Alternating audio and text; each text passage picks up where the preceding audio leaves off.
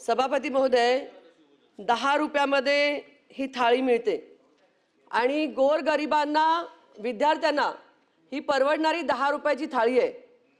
जर पाहिलं तर त्यांना 40 रुपये हे अनुदान आहे, शहरी भागामध्ये 25 रुपये, ग्रामीण भागामध्ये अनुदान आहे. सभापती महोदय, आमच्याकडे YCM सारखं हॉस्पिटल आहे, जिथे गोरगरीब जातात, तिथे त्यांच्या घरची लोक असतात. 10 रुपयामध्ये थाळी परवडते. परंतु सध्या परिस्थितीमध्ये इथे प्रश्नाच्या उत्तरामध्ये असं दिलेलं आहे की ते लोक शेगडीवरती, चुलीवरती स्वयंपाक करतात. आणि दुसरा दिलेला आहे याच्यामध्ये की सध्या परिस्थितीमध्ये गॅस सिलेंडर उपस्थित मिळत आहेत. हे दोन्ही उत्तरं सभापती महोदय जर विचार केला तर हे दोन्ही उत्तरं मेळ खात नाही आहेत. आणि आज मी माहिती घेतली आहे, ह्याच्यामध्ये पुण्यामध्ये 42 ठिकाणी हे केंद्र सुरू आहे असं म्हटलंय. तर पिंपरी चिंचवडमध्ये फक्त 5 ठिकाणी हे केंद्र सुरू आहेत. शिवभोजन थाळी ही पिंपरी चिंचवडमध्ये सध्या परिस्थिती मिळत नाही आहे. ह्यामध्ये त्यांनी आता सांगितलं मंत्री महोदयांनी की आपण अनुदान देत आहोत, दिलं आहे, परंतु तेलाचे भाव वाढलेले आहेत, किराणा मालाचे भाव वाढलेले आहेत, भाज्यांचे भाव वाढलेले आहेत. अशा परिस्थितीमध्ये आज तुम्ही त्यांचं अनुदान वेळेत दिलं तरच ते करू शकतात आणि गोरगरिबांसाठी चालवणारी ही व्यवस्था आहे. त्यामुळे माझा प्रश्न आहे की आपण त्यांना किती दिवसात अनुदान द्याल. तसंच शिवभोजन थाळी ही आपण सुरू करण्यासाठी आपण आपल्याकडनं काय प्रयत्न करणार आहात. गॅस सिलेंडर जे आहेत, जे काही ठिकाणी मिळत नाही आहेत, तर त्यांना मिळण्यासाठी आपल्याकडे काही योजना आहे का, आपल्याकडनं काही करणार आहात का. तसंच इतर ठिकाणी राज्यात नवीन शिवभोजन केंद्र आपण सुरू करणार आहात का.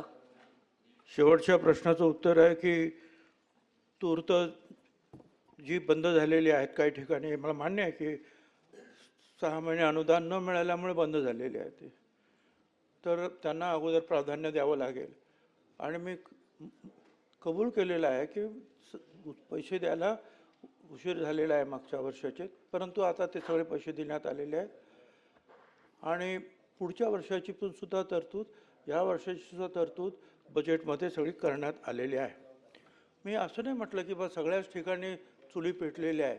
मी सांगितलं की काही प्रमाणात विस्कळीत झाला होता, त्यावेळेला गावी काही इतर ठिकाणी चुलीवर सुद्धा शिवभोजन केंद्रांनी स्वयंपाक करून आपल्या लोकांना दिलं.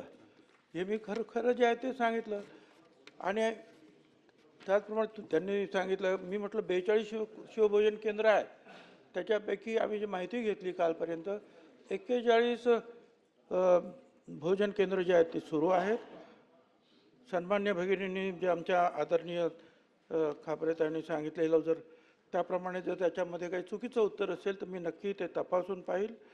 आणि मला पुन्हा एकदा सांगायचं आहे की साधारणपणे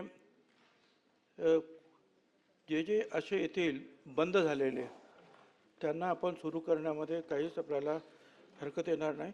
सध्याच्या परिस्थितीमध्ये ही परिस्थिती निर्माण झाली गॅसची किंवा डिझेल, पेट्रोल, हा आंतरराष्ट्रीय प्रश्नामुळे निर्माण झालेला मुद्दा होता. तरीसुद्धा जे आहे आपल्या देशानं वेगवेगळ्या आणखी दुसऱ्या 27 देशांकडून डिझेल, पेट्रोल मागवून बऱ्याचशा प्रमाणावर जे आहे हे जीवनमान आपलं चालू राहील असा प्रयत्न केला आणि मग तो हळूहळू सुधारत गेला. आणखीन घडामोडी जाणून घेण्यासाठी पाहत रहा पिंपरी चिंचवड न्यूज. सोबतच आमच्या फेसबुक आणि इंस्टाग्राम चॅनलला फॉलो करायला विसरू नका. तसेच यूट्यूब चॅनलला सबस्क्राईब करायला विसरू नका.